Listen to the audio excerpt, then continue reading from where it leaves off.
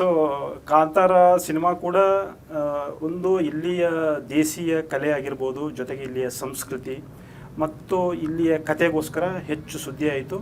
ಸ್ಟಾರ್ಟಿಂಗಲ್ಲಿ ಅದು ಕೂಡ ಒಂದು ಸಣ್ಣ ಮಟ್ಟದ ಸಿನಿಮಾ ಆಗೇ ಇತ್ತು, ನಂತರ ಅದು ಅಂತಾರಾಷ್ಟ್ರೀಯ ಮಟ್ಟದಲ್ಲಿ ಹೆಚ್ಚು ಸುದ್ದಿ ಮಾಡಿತು. ಅದೇ ಥರ ಕಾಟೇರ ಕೂಡ ಇಲ್ಲಿಯ ಮಣ್ಣಿನ ಕತೆ ಹಾಗೂ ಇಲ್ಲಿಯ ಸಾಮಾಜಿಕ ಜ್ವಲಂತ ಸಮಸ್ಯೆಗಳ ಸುತ್ತ ಹೆಣೆದಿರುವಂಥ ಕತೆ. ಅದು ಒಂದು ಕಮರ್ಷಿಯಲ್ ಸಿನಿಮಾ ಆಗಿ ಕೂಡ ಸದ್ದು ಮಾಡ್ತಾ ಇದೆ, ಜೊತೆಗೆ ಚಿತ್ರಕಥೆಯಿಂದ ಕೂಡ ಅದು ಹೆಚ್ಚು ಜನರನ್ನು ಆಕರ್ಷಣೆ ಮಾಡ್ತಾ ಇದೆ. ಸೊ ಅದರ ಮೂಲ ನೀವೇ. ಸೊ ನೀವು ಹೇಳಬೇಕು ಇವಾಗ ಆ ಕತೆ ಹೇಗೆ ಗೊತ್ತು ಅಂತ. ನಾನು ಅಂದರೆ ಇದು ಒಂದು ಕತೆ ಅಂದರೆ ಒಂದು ಆದಿ ಮಧ್ಯ ಅಂತ್ಯ ಅಂತ ಇರುತ್ತೆ. ಆ ಥರದ್ದು ಯಾವುದೇ ರೂಪನೂ ಇದಕ್ಕಿರಲಿಲ್ಲ.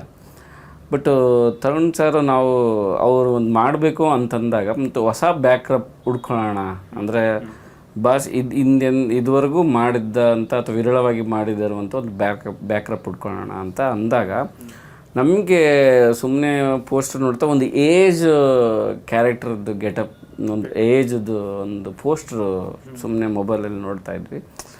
ಈ ಥರ ಮಾಡಿದ್ರೆ ಹೇಗಿರುತ್ತೆ ಅನ್ನೋದು ಒಂದು ಪ್ರಶ್ನೆ ಉದ್ಭವ ಆಯಿತು. ಆಮೇಲೆ ನಾನು ಒಂದು 2 ಪಾಯಿಂಟ್ ಇದ್ದಾವೆ ಸರ್, ಅದನ್ನು ಇಟ್ಕೊಂಡು ಮಾಡ್ಬೋದು ಅಂತ ನಾನು ಅವ್ರಿಗೆ ಹೇಳಿದೆ. ಹೇಳಿ ಜಡೇಶ್ ಅಂತ. ಮತ್ತು ನೆಕ್ಸ್ಟ್ ಡೇ ಯಾವಾಗನೂ ಹೋದಾಗ ನನಗೆ ಈ ಒಲೆಮಾರಿ ವಿಚಾರ ಅಂದರೆ ಒಲೆಮಾರಿ ವಿಚಾರ ಸಿನಿಮಾದಲ್ಲಿ ಮೇಜರಾಗಿ ಬರುವಂಥದ್ದು, ಮತ್ತು ಎರಡನೇದಾಗಿ ಉಳುವವನೇ ಒಡೆಯ ಅನ್ನೋದನ್ನು. ಈ ಒಲೆಮಾರಿ ವಿಚಾರ ಅವ್ರಿಗೆ ಹೇಳಿದಾಗ ಅವರು ಥ್ರಿಲ್ ಆಗೋದ್ರು. ಮತ್ತು ಈ ಉಳುವವನೇ ಒಡೆಯ ವಿಚಾರ ಗುರು ಶಿಷ್ಯರಲ್ಲಿ ಜಸ್ಟ್ ಪಾರ್ಟ್ ಆಗಿ ನನ್ನ ನಿರ್ದೇಶನದ ಜಸ್ಟ್ ಪಾರ್ಟ್ ಆಗಿ ಅಂದರೆ ಸೆಕೆಂಡ್ ಜನ್ರೇಷನ್ ಅದು ಕೇಸ್ ಹಾಕಿ ಹೋರಾಡೋದು ಒಂದು ಜಸ್ಟ್ ಬಂದೋಗುತ್ತೆ, ಒಂದು ಪಾಸಿಂಗಲ್ಲಿ ಬಂದೋಗುತ್ತೆ.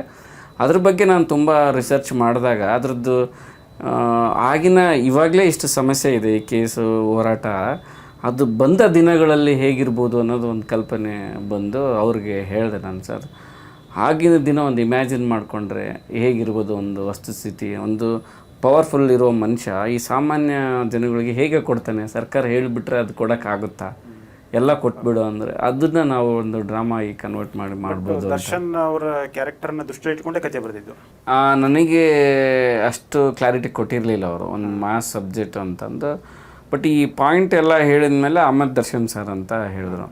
ಅವಾಗ ಅವರು ಒಲೆಮಾರಿನೇ ಸಾಕಿತ್ತು ನಮಗೆ ಕತೆ ಮಾಡೋಕ್ಕೆ, ಅದು ದುಡ್ಡು ಕಂಟೆಂಟ್ ಇದೆ, ಅದರದ್ದು ಹಿಂದೆ ಬಿದ್ದೇ ಮಾಡ್ಬೋಣ.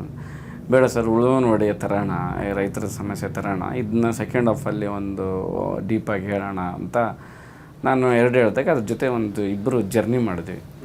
ನಮಗೆ ಒಲೆಮಾರಿ ಬಗ್ಗೆ ತುಂಬ ವಿಷಯಗಳು ನಮ್ಮ ಅಜ್ಜಿ ಹೇಳಿದರು ನಾನು ಚಿಕ್ಕವನಿದ್ದಾಗ. ಅದರದ್ದು ಒಂದು ವಿಚಾರ, ರಕ್ತ ತೊಗೊಂಡೋಗೋದು, ಆ ಊರಿನ ಜನ ಅದನ್ನು ಕಾಪಾಡ್ಕೊಳ್ಳೋಕ್ಕೆ ಅದರದ್ದು ಹೋರಾಟ ತರ್ತಾಯಿದ್ರು ಅನ್ನೋದು ವಿಚಾರಗಳನ್ನು ನಮ್ಮ ಅಜ್ಜಿ ನಾನು ಚಿಕ್ಕವನಿದ್ದಾಗೆಲ್ಲ ಹೇಳ್ತಾಯಿದ್ರು. ಅದ್ರದ್ದು ಐಡಿಯಾ ಇತ್ತು. ಬಟ್ ಉಳುವವನೇ ಒಡೆಯ ಬಗ್ಗೆ ತುಂಬ ನನಗೆ ಕಡಿಮೆ ಇನ್ಫಾರ್ಮೇಷನ್. ಅವಾಗ ಸ್ವಲ್ಪ ಕನ್ನಡದ ನಾವೆಲ್ಸ್ಗಳು ತುಂಬ ನನಗೆ ಸಹಕಾರಿ ಆಯಿತು. ಆವಾಗ ಕಾಗೋಡು ಹೋರಾಟನ ಸ್ವಲ್ಪ ತುಂಬ ಸ್ಟಡಿ ಮಾಡಿದೆ ನಾನು. ಆಮೇಲೆ ಭೈರಪ್ಪ ಅವ್ರದ್ದು 1-2 ಬುಕ್ಕಲ್ಲೂ ಆ ಥರದ ವಿಚಾರನ ಓದಿದೆ. ಸೊ ಕೆಲವು ಹಿರಿಯ ಪತ್ರಕರ್ತರನ್ನ ಮೀಟ್ ಆದೆ, ನಾಗಭರಣ ಸರ್ನ ಮೀಟ್ ಆದೆ. ಆ ಥರದ್ದು ಒಂದು ಟೀಮ್ ಎಲ್ಲ ಹಿಂಗೆಲ್ಲ ರಿಸರ್ಚ್ ಮಾಡಿ ವಿಷಯಗಳನ್ನ ತಿಳ್ಕೊಂಡ್ವಿ. ಆ 70ರ ಕಾಲಘಟ್ಟನ ನಾವು ಡೈಜೆಸ್ಟ್ ಮಾಡ್ಕೊಂಡ್ವಿ ಸ್ವಲ್ಪ, ಹೇಗಿತ್ತು ಏನಂತ. ಆವಾಗ ನಮಗೆ ಇದ್ರ ಜೊತೆಗೆ ಒಂದು ಜಾತಿ ವ್ಯವಸ್ಥೆನೂ ಥರದ್ದು ತುಂಬ ಇಂಪಾರ್ಟೆಂಟ್. ಅದು ಇನ್ನೂ ಇವತ್ತು ಹಾಗೆ ಇದೆ, ಅವತ್ತು ಹಾಗಿದೆ, ಇವತ್ತು ಹೇಗಿದೆ ಅನ್ನೋ ಒಂದು ಉದ್ದೇಶದಿಂದ ಈ 3 ಅಂಶಗಳನ್ನು ಇಟ್ಕೊಂಡು ನಾವು ಒಂದು ಚಿತ್ರಕಥೆ ಎಣೆಕ್ಕೆ ಶುರು ಮಾಡಿದ್ವಿ. ಬಟ್ ಅವರು ನಮಗೂ ಒಂದು ಒಳ್ಳೆ ರ್ಯಾಪೋ ಇತ್ತು ತರುಣ್ ಸರ್ ನನಗೆ. ನಾವು ಏನಾದರೂ ಹೇಳಿದ್ರೆ ಅದನ್ನ ಕಮರ್ಷಿಯಲ್ ಆಗಿ ಎಂಟರ್ಟೈನ್ಮೆಂಟ್ ಆಗಿ ಹೇಗೆ ಹೇಳ್ಬೇಕು ಅನ್ನೋದು ಒಂದು ಒಳ್ಳೆ ಹಿಡಿತಾ ಇತ್ತು ತರುಣ್ ಸರ್ಗೆ. ಕತೆ ಹೇಳಿದ್ಮೇಲೆ ಅವ್ರಿಗೆ ಈ ಚಿತ್ರಕಥೆ ಮತ್ತು ತುಂಬ ಫ್ಲೋ ಅಲ್ಲಿ ಹೋಯ್ತು. ಸತತ ಒಂದು 6 ಮಂತಲ್ಲಿ ಒಂದು ಔಟ್ಪುಟ್ನ ಬರೆದ್ವಿ. ಫುಲ್ ಬಾಂಡೆಡ್ ಸ್ಕ್ರಿಪ್ಟು ನಾವು ಬಾಸ್ಗೆ ಹೇಳಿದ್ದು, ದರ್ಶನ್ ಸರ್ಗೆ ಹೇಳಿದ್ದು. ಅಂದರೆ ಅವ್ರು ಕೇಳಿದ ತಕ್ಷಣ ಯಾವುದೋ ಹಿಂದೆ ಮುಂದೆ ನೋಡಿದೆ, ಸೂಪರ್ ಒಳ್ಳೆ ಕಂಟೆಂಟ್ ಚಿನ್ನ, ಇದು ಮಾಡಿಬಿಡೋಣ, ನಾನು ಇದುವರೆಗೂ ಮಾಡಿರಲಿಲ್ಲ ಈ ಥರದ್ದು ಒಂದು ಮಾಡಿಬಿಡೋಣ ಅಂತ ಅವ್ರು ಹೇಳಿದ್ರು. ಅಂದರೆ ತರುಣ್ ಸರ್ಗೆ ಒಂದು ಐಡಿಯಾ ಇತ್ತು, ಒಂದು ಸಣ್ಣದಾಗಿ ಒಂದು ಕಥೆಯಾಗಿ ಫ್ಲಾಟ್ ಒಂದು ಇದಾಗಿ ಹೇಳೋದು, ಒಂದು ಸ್ವಲ್ಪ ಒಂದು ಅರ್ಧ ಗಂಟೆ ಡೆವಲಪ್ಮೆಂಟ್ ಹೇಳೋದು ಅವ್ರಿಗಿರಲಿಲ್ಲ. ಫುಲ್ ಬಾಂಡೆಡ್ ಸ್ಕ್ರಿಪ್ಟ್ ಇತ್ತು, ಡೈಲಾಗು ಅವ್ರು ರೀಡಿಂಗ್ ಕೊಟ್ಟಿದ್ದು. ಸೊ ಅದರಲ್ಲಿ ಎಲ್ಲ ಪಿಕ್ಚರೈಸೇಷನ್ ಇತ್ತು, ಅದರ ಸೂಕ್ಷ್ಮತೆಗಳು ಎಲ್ಲ. ಅಂದರೆ ದರ್ಶನ್ ಸರ್ಗೆ ಅದು ಅರ್ಥ ಆಯಿತು, ಇದ್ರದ್ದು ಯಾವುದು ಯಾವ ವರ್ಗಕ್ಕೂ ನೋಯಿಸ್ಲಾರ್ದಂಗೆ ಏನೋ ಒಂದು ಟ್ರೈ ಮಾಡಿದ್ದಾರೆ ಇವರು ಅಂತ. ಮತ್ತು ಈ ಕತೆ ಇವಾಗ ಅವಶ್ಯಕತೆ ಇದೆ ಅಂತ ಅನ್ನಿಸ್ತಾ ಏನೋ, ಬಟ್ ಅವ್ರು ಅದನ್ನ ಒಪ್ಕೊಂಡಾಗ ಆ ಸಿನಿಮಾ ಅಲ್ಲೇ ಗೆಲ್ತು ಅಂತ ನನಗೆ ಹೇಳಕ್ಕೆ ಸೊ ಬಯಸ್ತೀನಿ. ಯಾವುದೇ ಒಂದು ಸಿನಿಮಾ ಇತ್ತೀಚಿನ ಒಂದು ಟ್ರೆಂಡ್ ನೋಡಿದರೂ ಕೂಡ OTT ಆಗಿರ್ಬೋದು ಅಥವಾ ಬೇರೆ ಬೇರೆ ಭಾಷೆಗಳಲ್ಲಾಗಿರ್ಬೋದು, ಅದು ಬೇರೆ ಬೇರೆ ಭಾಷೆ ಅಂದ ತಕ್ಷಣ ನಮ್ಮ ಮಲಯಾಳಂ ಆಗಿರ್ಬೋದು, ತಮಿಳ್ ಆಗಿರ್ಬೋದು, ತೆಲುಗು ಆಗಿರ್ಬೋದು, ಜೊತೆಗೆ ಬೆಂಗಾಲಿ ಸಿನಿಮಾಗಳಲ್ಲಿ ಹಲವಾರು ರೀತಿಯ ಎಕ್ಸ್ಪೆರಿಮೆಂಟ್ಗಳನ್ನು ಮಾಡ್ತಾ ಇರ್ತಾರೆ. ಜೊತೆಗೆ ಅಲ್ಲಿ ಕತೆಗಳು ಹುಟ್ಟೋದು ಕೂಡ ಅಲ್ಲಿಯ ಮಣ್ಣಿನ ಗುಣದ ಕತೆಗಳು, ಅಲ್ಲಿಯ ಮಣ್ಣಿನಿಂದ ಹುಟ್ಟುತ್ತವೆ ಕತೆಗಳು. ಸೊ ಅಲ್ಲಿ ಲೋಕಲ್ ಕ್ಯಾರೆಕ್ಟರ್ಸು, ಸೊ ಅಲ್ಲಿ ಈಸಿಯಾಗಿ ಕನೆಕ್ಟ್ ಆಗ್ತವೆ, ಆ ಥರ ಕತೆಗಳು ಹುಡ್ತವೆ. ಸೊ ನಮ್ಮಲ್ಲಿ ಆ ಕತೆಗಳು ಒಂದು ಟ್ರೆಂಡು ಆರಂಭ ಕಾಲದಲ್ಲಿತ್ತು. ಪುಟ್ಟಣ್ಣ ಕಣಗಾಲ್ ಅವರು ಇದ್ದಾಗ ಆ ಟೈಮಲ್ಲಿ ಎಲ್ಲ ಇತ್ತು, ಒಳ್ಳೊಳ್ಳೆ ಕಾದಂಬರಿಗಳನ್ನು. ಸೊ ಅದನ್ನು ಲೋಕಲೈಸ್ ಮಾಡಿ ತುಂಬ ಚೆನ್ನಾಗಿ ಕತೆ ಓರಿಯೆಂಟೆಡ್ ಸಿನಿಮಾಗಳು ಹುಡ್ತಿತ್ತು. ಸ್ಟಾರ್ಗಳೆಲ್ಲ ನೆಕ್ಸ್ಟ್ ಆಗ್ತಿದ್ರು.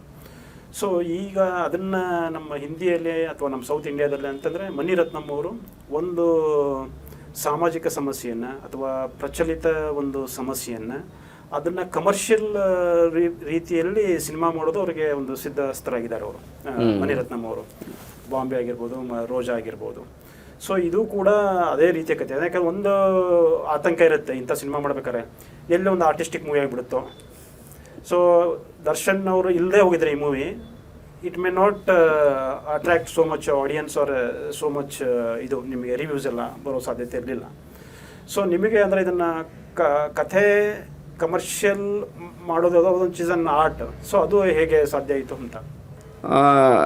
ಅದೇ ಹಿಂದೆ ನಾವು ಒಳ್ಳೊಳ್ಳೆ ಕತೆಗಳು ಕಾದಂಬರಿ ಆಧಾರಿತ ಬರುತ್ತೆ ಆ ಥರದ್ದು, ಅದು ನಿಜನೇ.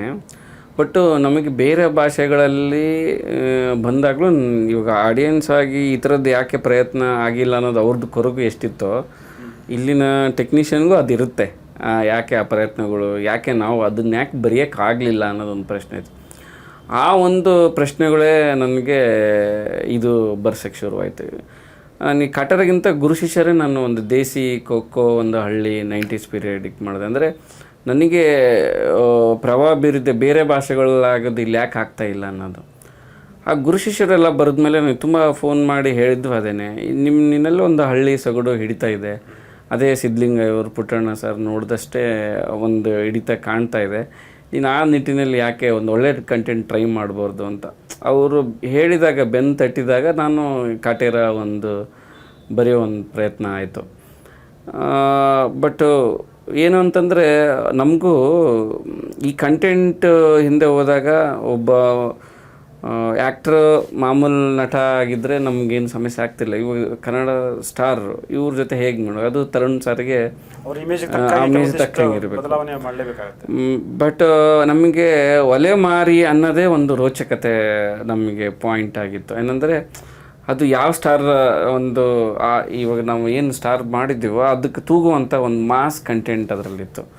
ಆಮೇಲೆ ಇನ್ನು ಉಳಿದಿದ್ದು ಸಿಚುವೇಶನ್ಗೆ ಒಂದಿಟ್ಟು, ಒಟ್ಟು ಟೋಟಲಿ ನಾವು ಲೆಕ್ಕ ಹಾಕಿದಾಗ ಒಂದು 3 ಫೈಟು ಆ ಥರ ಬರ್ತಾಯಿತ್ತು. ಅದು ಸಿಚುವೇಶನ್ಗೆ. ಅವಾಗ ನಾವು ಏನು ಮಾಡಿದ್ವಿ, ಈ ಮಾಸ್ ಹೀರೋ ಇದು ಅಭಿಮಾನಿಗಳು ಇರ್ತಾರೆ, ಅವ್ರಿಗೆ ಇದಿರ್ತಾರೆ ಅಂತ ನಾವು ಪ್ರತಿ ಸೀನು ಆ ಇಂಟೆನ್ಸಲ್ಲಿ ಎಳೆಯೋಕ್ಕೆ ಶುರು ಮಾಡಿದ್ವಿ. ಅಂದರೆ ಒಂದು 3 ಆ್ಯಂಗಲ್ ಸ್ಕ್ರೀನ್ ಪ್ಲೇ ಆ್ಯಡ್ ಮಾಡಿದ್ವಿ. ಅಂದರೆ 3 ಟ್ರ್ಯಾಕ್ಸು ಅದು ಓಪನ್ ಆಗುತ್ತೆ. ಆ ಕ್ಯೂರಿಯಾಸಿಟಿ ಬಿಲ್ಡ್ ಮಾಡಿದ್ವಿ, ಸಸ್ಪೆನ್ಸ್ ಕ್ರಿಯೇಟ್ ಮಾಡ್ಕೊಂಡ್ವಿ. ಒಂದು ಸೀನ್ಗಳು ಇಂಟೆನ್ಸ್, ಥ್ರಿಲ್ಲಿಂಗ್, ಡ್ರಾಮಾ ಅದೆಲ್ಲ. ಅದು ಕೆಲವೊಂದು ಡ್ರಾಮಾ ಕಮರ್ಷಿಯಲ್ ತರುಣ್ ಸರ್ಗೆ ಹಿಡಿತಾ ಇದೆ ಅದು. ಸೊ ನಾವು ಏನಾದರೂ ಒಂದು ಕಂಟೆಂಟ್ ಹೇಳಿದ್ರೆ ಅದನ್ನ ವಾವ್ ಆಗಿ ಹೇಗೆ ಪ್ರೆಸೆಂಟ್ ಮಾಡಬೇಕು ಅನ್ನೋದು ಅವರು ಹೇಳ್ತಾಯಿದ್ರು. ಸೊ ಹಿಂಗೆ ಇರೋದ್ರಿಂದ ಆ ಸಿನಿಮಾ ಆ ಒಂದು ಪ್ಯಾಕ್ಡಾಗಿ ಕೂತಿದೆ. ಅಂದರೆ ನೀ ಕಂಟೆಂಟ್ ನೋಡ್ತೀಯಾ ನೋಡ್ಕೊ, ನೀನು ಕಮರ್ಷಿಯಲ್ ಎಂಟರ್ಟೈನ್ಮೆಂಟ್ ನೋಡ್ಕೋತೀಯಾ ನೋಡ್ಕೊ, ನೀವು ಅಭಿಮಾನಿಯಾಗಿ ಬರ್ತೀಯಾ ನೋಡ್ಕೊ, ಒಂದು ಫ್ಯಾಮಿಲಿಯಾಗಿ ಬರ್ತೀಯಾ ನೋಡ್ಕೊ, ಒಂದು ಮಗುವಾಗಿ ಬರ್ತೀಯಾ ಅಲ್ಲೂ ನೋಡ್ಕೊ. ಅಂದರೆ ನಾವು ಎಲ್ಲ ವೀಡಿಯೋಗಳು ನೋಡ್ತಿರ್ಬೋದು. ಇವಾಗ ಒಂದು ಮಗು ಅಳ್ತಾ ಇರುತ್ತೆ ಲಾಸ್ಟ್ ಕ್ಲೈಮ್ಯಾಕ್ಸಲ್ಲಿ, ಆ ವೀಡಿಯೋಗಳು ವೈರಲ್ ಆಗ್ತವೆ. ಯಾರೋ ಮುದುಕ ನಾನು ಇದುವರೆಗೂ ಈ ಥರದ ಒಂದು ಸಿನಿಮಾ ನೋಡಿಲ್ಲ ಅಂತ ಅವರು ಎಮೋಷ್ನಲ್ ಆಗಿ ಹೇಳ್ತಾರೆ.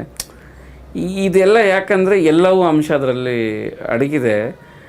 ನಮಗೂ ಡಿಕೋಡ್ ಮಾಡಿದ್ರೆ ನಾವು ಇದೆಲ್ಲ ಕ್ಯಾಲ್ಕುಲೇಟ್ ಹಾಕಿ ಏನು ಬರ್ದಿಲ್ಲ, ಅದು ಒಂದು ಆಗ್ಬಿಡ್ತಾ ಆ ಸಂದರ್ಭದಲ್ಲಿ ಅಂತ ಅನಿಸ್ತು.